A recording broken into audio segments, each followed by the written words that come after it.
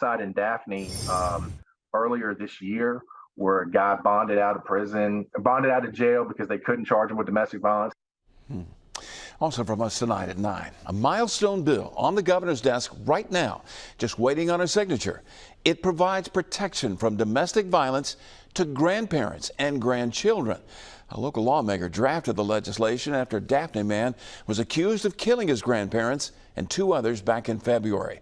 Fox News' Lacey Beasley now joining us here in studio with more about this story. Lacey?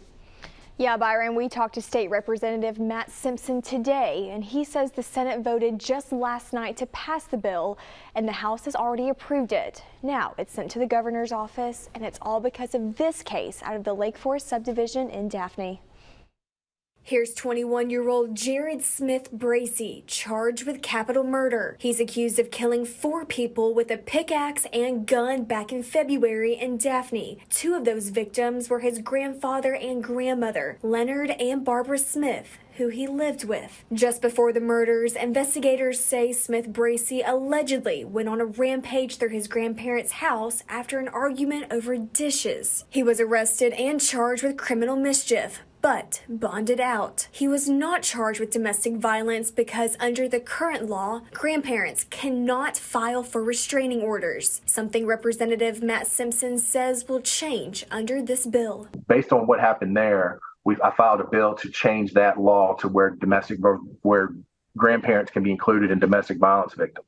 The reason why that's important is because you can create the no contact order, or lack of a better term, the restraining order. You have the cool off period, so people won't be able to just bond out and go right back to where they came from. Simpson adds this bill would better protect grandparents and grandchildren. A lot of times, grandparents are the principal custodian.